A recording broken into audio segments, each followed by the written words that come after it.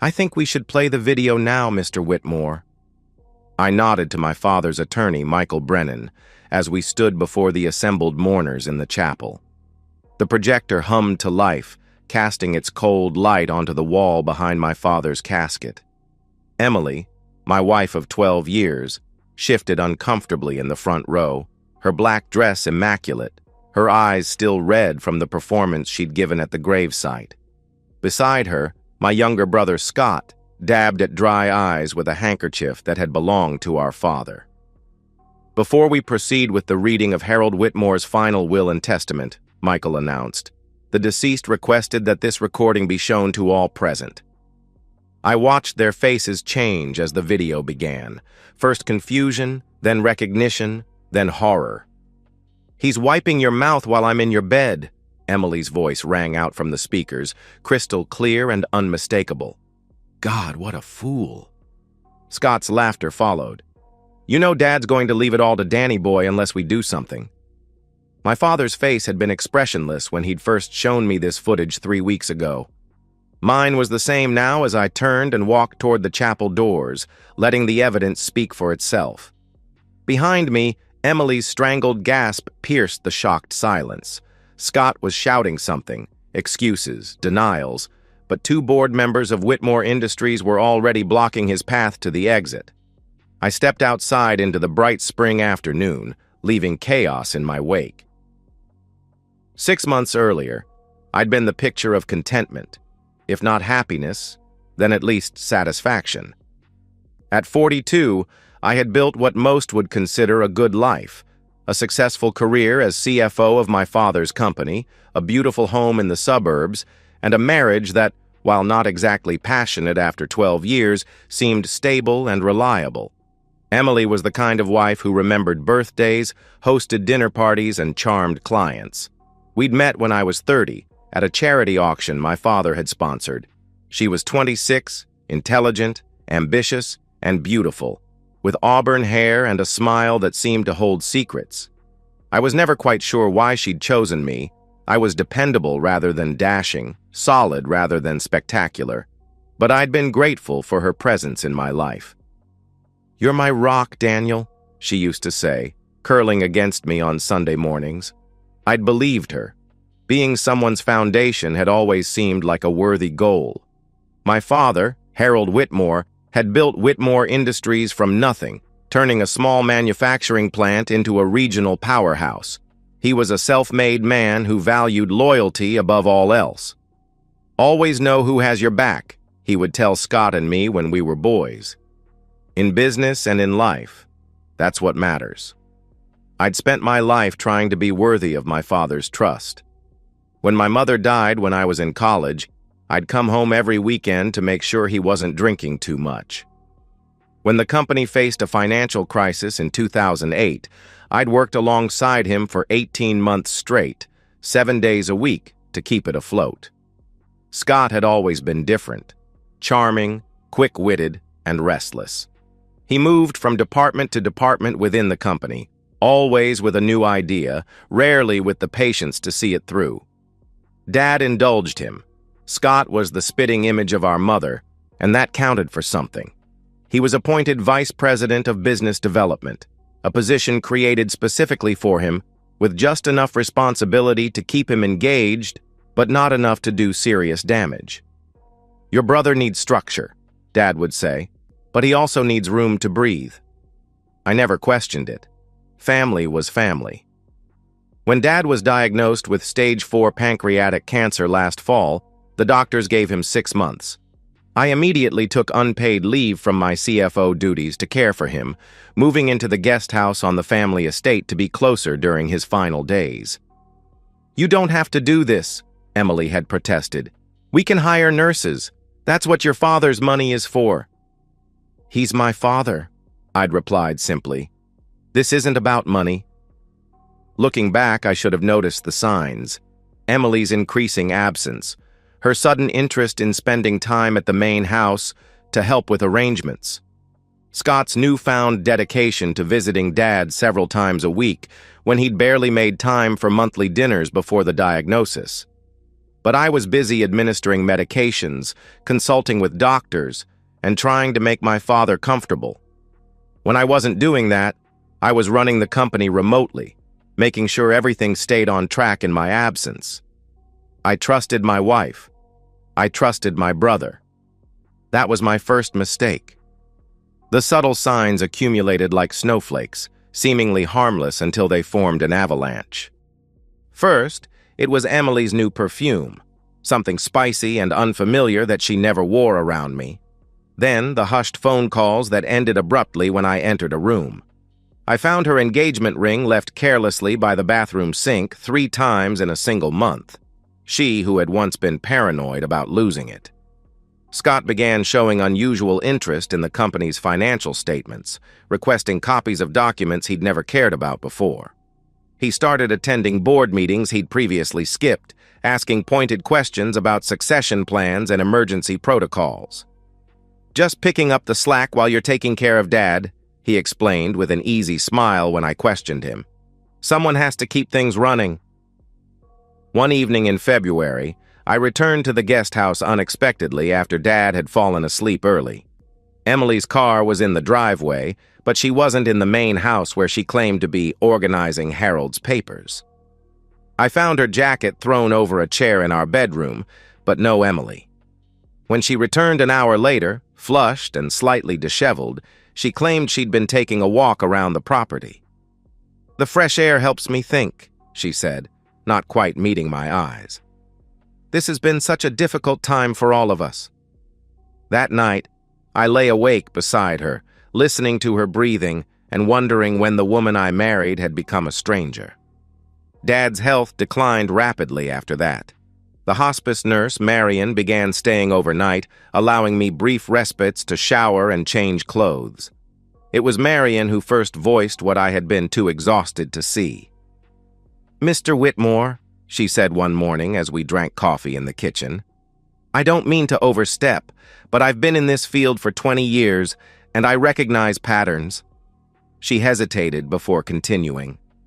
"Your brother and your wife, they spend a lot of time together in the East Wing when they think everyone is busy." I stared at her, not wanting to understand. "Your father has noticed too," she added gently. "He asked me about it yesterday." That afternoon, I found Dad more alert than he had been in weeks, his eyes clear despite the morphine. "Danny," he said, his voice barely above a whisper, "I need to show you something." He gestured weakly toward the tablet on his bedside table. With trembling fingers, he pulled up a video file. "I had Brennan install cameras," he explained, after Marion told me what she'd seen. I watched in silence as the footage showed Scott and Emily in the guest house where I'd been staying, in our bed. The timestamp showed it was from 3 days ago, during the 2 hours I'd spent at the office catching up on urgent paperwork. "He's wiping your mouth while I'm in your bed," Emily laughed, her naked body pressed against my brother's. "God, what a fool!" Scott kissed her neck, his expression smug. "You know Dad's going to leave it all to Danny boy unless we do something." "That's why I've been working on Harold," Emily replied. "Poor old man, so worried about his legacy. I've been suggesting that Scott has matured during this crisis, that maybe it's time to consider a more equitable distribution." "And?" Scott prompted. "He's thinking about it. I found him reviewing his will yesterday." I couldn't breathe. The tablet slipped from my hands onto the bed. "I'm sorry, son," Dad whispered. "I needed you to see the truth." I looked at my father, skeletal now, his once powerful frame ravaged by cancer, and felt something break open inside me. Not just my heart, but something deeper. My faith in the order of things. My belief that loyalty would be rewarded, that family meant something sacred. "What do you want me to do?" I asked finally. Dad's eyes hardened, a glimpse of the formidable businessman he had once been. "Nothing. Not yet. Let me handle this one last thing for you." "Dad?" "Trust me, Daniel," he interrupted. "I've called Brennan. He'll be here this evening." That night, my father signed a new will with steady hands, a final act of love and justice from a dying man. For the next 3 weeks, I maintained a perfect facade. I continued caring for my father during the day and sleeping in the guest house at night, though I made sure Emily and I were never there at the same time. I cited Dad's increasing need for care as the reason I was spending nights on the couch in his room. Emily seemed almost relieved by this arrangement, offering token protests that didn't reach her eyes. Scott increased his visits, always finding reasons to pull Emily aside for discussions about funeral arrangements that left her with flushed cheeks and mussed hair. I watched them like an anthropologist observing a foreign culture, detached and analytical. In those 3 weeks, I learned that my entire marriage had been a calculation on Emily's part. She'd married the responsible brother, the one poised to inherit, while keeping the door open with the charming one. She'd played a long game, and I'd been too busy being dependable to notice. The night Dad died, I was holding his hand. His breathing had grown labored around midnight, and by 3 a.m., Marion had called me from the main house where I'd gone to shower. I made it back in time for his final moments. "Remember what matters," he whispered, his last words before slipping away. I sat with him until dawn, my grief a physical weight pressing against my chest. When I finally called Scott, his voice on the phone was thick with sleep, and not alone. I could hear Emily shushing someone in the background before the call disconnected. They arrived at the main house separately, 40 minutes apart, both dressed in appropriate morning attire. Emily tried to embrace me, but I stepped back, keeping my face neutral. "I'm sorry," she said, tears welling in her eyes. "I know how close you two were." The performance was flawless. If I hadn't known better, I might have believed she cared. That was the moment I knew what I had to do, not just for myself, or even for my father, but for justice itself. As Emily reached for my hand, her wedding ring catching the morning light, I made my decision. There would be no confrontation, no messy scene, no desperate attempts to salvage what was already dead. Instead, there would be consequences. Cold, calculated, and complete. "I need some time alone," I told her, my voice steady. "Can you handle the immediate arrangements with the funeral home? Brennan will be here this afternoon to discuss next steps." "Of course," she replied, squeezing my arm. "Whatever you need." What I needed was to destroy everything she had worked for, everything she and Scott had plotted to steal. I would do it methodically, precisely, and without mercy. That afternoon, I met with Michael Brennan in his office downtown, away from curious eyes and listening ears.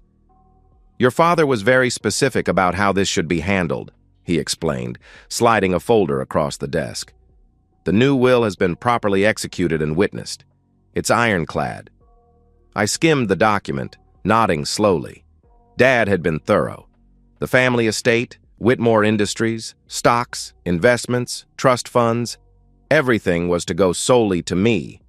Scott and Emily were specifically disinherited, with language citing actions unbecoming and harmful to the family legacy. "And the video?" I asked. "As requested, it's been preserved as evidence and prepared for projection. Your father was—" Brennan paused, choosing his words carefully, adamant that the truth be revealed publicly. I considered this. Dad had always believed in handling things directly. No whispered scandals, no rumors, just clean, surgical exposure of lies. "There's more," Brennan continued, pulling out another document. "Your father took the liberty of contacting Patrick Sullivan at the board." Sullivan was Whitmore Industries' longest-serving board member and my father's closest friend. The company bylaws allow for immediate removal of officers found to be acting against company interests. Patrick has the votes lined up to remove Scott the moment the video is shown. I raised an eyebrow. Even dying, my father had been 3 steps ahead. "And what about Emily?" I asked, my voice clinical. Brennan slid another folder toward me. "Divorce papers, already drafted. Given the evidence, she won't be entitled to any of the marital assets under the infidelity clause in your prenuptial agreement. Additionally, your father suggested that a restraining order might be appropriate given the calculated nature of the betrayal. I nodded, turning the pages. Everything was in order. Clean, precise, like surgical incisions. "There's one more thing," Brennan said, reaching into his briefcase one last time. He withdrew a letter, sealed with my father's personal wax stamp. "Harold asked me to give you this privately. His instructions were that you should read it before making your final decision about how to proceed." Back in my car, I broke the seal and unfolded my father's letter, recognizing his firm handwriting despite the slight tremor visible in some of the lines. "Daniel, by the time you read this, I will be gone. I want you to know that the pride I feel in the man you've become has been the greatest joy of my life. What Emily and Scott have done is unforgivable. The betrayal cuts deeper because it comes from those who should have honored the bonds of family and marriage. You have every right to your anger. But revenge, son, is a poison that can corrupt even the purest heart. I've laid out a path for justice, not vengeance. The difference may seem semantic, but it's crucial. Justice restores balance. Vengeance destroys the scales entirely. Whatever you decide to do with the evidence and the will, remember that your actions will define the man you become in the aftermath. Choose to be someone your children and grandchildren will be proud of, even if you haven't met them yet. You've always been the quiet strength of this family. Now, you must be the quiet strength of your own life. With eternal love and faith in you, Dad." I folded the letter carefully and placed it in my inner pocket, close to my heart. My father was right, but not in the way he intended. There would be no screaming, no public confrontation, no messy emotional scene, just the cold, hard truth, revealed at precisely the right moment. My phone buzzed with a text from Emily. "Funeral arrangements complete. Service Friday at 2. Reception after at the house? Call me when you can. Love you." The audacity was almost admirable. I texted back a simple "thank you" and began to finalize my preparations. The day of the funeral dawned bright and clear, the kind of perfect spring day that seemed to mock the solemnity of the occasion. I dressed carefully in the suit my father had given me for my 40th birthday, making sure everything was impeccable. Emily had spent the night at her sister's, according to the note she'd left, promising to meet me at the church. I knew Scott had been with her. His car had been parked 3 blocks from her sister's house, visible from the coffee shop where I'd sat watching the previous evening. The church filled quickly. My father had been respected in the community, and the pews overflowed with business associates, friends, and extended family. In the front row sat the Whitmore Industries Board of Directors, solemn in their dark suits. Emily arrived early, taking her place beside me with appropriate gravity, her hand seeking mine. I allowed the contact briefly before standing to greet arriving mourners. Scott arrived last, sliding into the seat on Emily's other side just as the service began. He leaned over briefly to embrace me, a show of brotherly solidarity in grief. I returned the gesture mechanically, feeling nothing but the ticking clock in my mind. The service proceeded according to tradition. People spoke of my father's business acumen, his generosity, his larger-than-life presence. I delivered a brief, dignified eulogy that focused on his values: honesty, loyalty, and justice.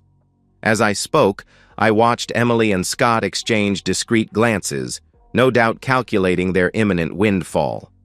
After the burial, everyone gathered back at the chapel for the reading of the will, a somewhat old-fashioned tradition my father had specifically requested. Brennan stood at the front, manila folder in hand, while a small table nearby held a laptop connected to the projector. "Before I begin," Brennan announced, "Harold Whitmore left specific instructions about the order of proceedings. First, there is a video he wanted shared with all of you."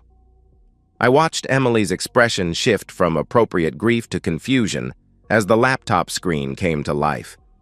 Scott straightened in his seat, a muscle twitching in his jaw. The footage began playing, crystal clear, unmistakable. Emily and Scott in the guest house bed, their naked bodies, their contemptuous laughter, their scheming laid bare for everyone to witness. "He's wiping your mouth while I'm in your bed," Emily's voice rang out. "God, what a fool!" The shocked gasps around the room built to a crescendo as the conspiracy unfolded. Emily tried to stand, but her legs seemed to give way. She collapsed back into her seat, her face drained of color. Scott lunged toward the projector, but Sullivan and another board member blocked his path. I stood and walked toward the exit, my steps measured and calm. Behind me, Brennan's voice continued, reading the new will with clinical precision. I didn't need to stay for that part. I already knew what it said. Outside, I took my first deep breath in weeks.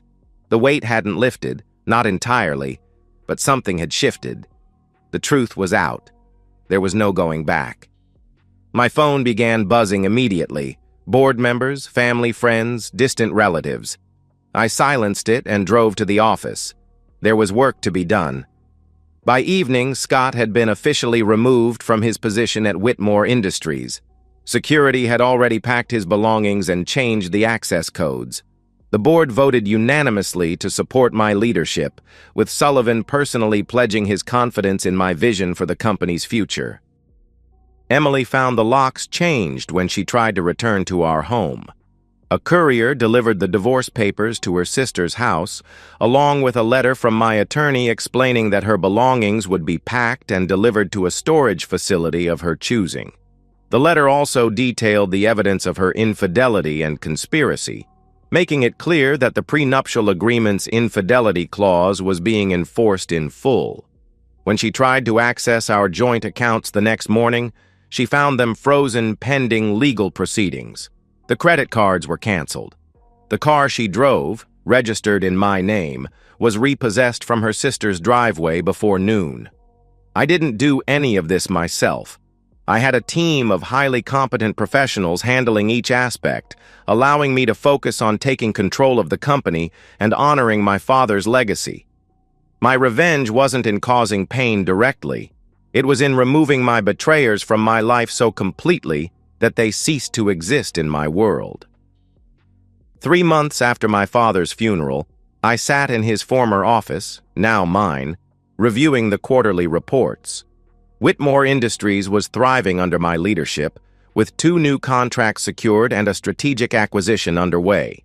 I had donated a significant sum to establish the Harold Whitmore Cancer Research Fund at the University Hospital, ensuring that my father's name would be associated with hope and progress rather than scandal. Scott's downfall had been swift and comprehensive. After his removal from the board, investors who had committed to his pet project pulled their funding. The startup he attempted to launch afterward failed to attract serious interest. His reputation was too damaged, his connections lost. Last I heard, he was living in a rented apartment across town, working for a former competitor in a mid-level sales position. The bankruptcy filing hit the local business news with a small notation on page 4. Emily's fall had been equally dramatic. The video had spread through our social circle despite Brennan's best efforts to contain it. The charity where she'd been offered a director position rescinded the offer, citing character concerns. Her friends, most of them gained through her position as my wife, distanced themselves one by one. When she attempted to confront me at the office 2 weeks after the funeral, security escorted her from the building. The restraining order was filed the same day, citing harassment and emotional distress. She contested the divorce, of course, but the evidence was irrefutable. The judge awarded her nothing beyond the few possessions she'd brought into the marriage. Last week, I'd heard she'd moved back to her hometown, living with her parents at 40. They reportedly refused to fund her legal fees for any further challenges to the divorce settlement. Her social media accounts had gone dark after a final, desperate post, accusing me of cruelty and vindictiveness. The comment section had been merciless. I should have felt satisfaction, perhaps even happiness, at how thoroughly my plan had succeeded. Instead, I felt something quieter. a sense of restored balance. Justice, not vengeance, just as my father had written. That evening, I left the office early and drove to the cemetery. The headstone had been installed the previous week, elegant black granite with a simple inscription, Harold Whitmore, beloved father, honorable man. I placed a hand on the cold stone. "It's done," I said quietly. "Everything is as it should be." In my pocket, I carried my father's letter, worn now from repeated readings. I had become the man he believed I could be, not through rage or overt destruction, but through the calm, implacable force of truth and consequence. As I walked back to my car, my phone rang. It was Sullivan. "Daniel," he said when I answered, "I know this is forward, but my niece is in town next weekend. Brilliant woman, neurosurgeon, just finished her fellowship at Johns Hopkins. Would you consider having dinner with us on Saturday? No pressure, just thought you might enjoy the conversation." I hesitated, surprised at the invitation. It had been months since I'd thought about anything beyond work and settling my father's affairs. "That would be nice," I heard myself say. "Thank you." As I drove home to the quiet house I'd once shared with Emily, I realized something had changed. The betrayal would always be part of my story, but it no longer defined me. I had survived it. I had overcome it. And now, perhaps, it was time to begin again. My father had been right all along. Knowing who has your back is what matters in business and in life. Sometimes that person has to be yourself. And so, we've reached the end of today's story. Was it what you expected, or did it take a twist you didn't see coming? I'm curious to hear your thoughts. Share them in the comments below, and let's get a conversation going. If this story kept you hooked, make sure to hit that like button. And if you're new here or just haven't subscribed yet, now's the perfect time to join our community. I bring you fresh, captivating stories every day, so click that subscribe button and turn on notifications so you never miss out. Thanks for watching, and I'll see you in the next one.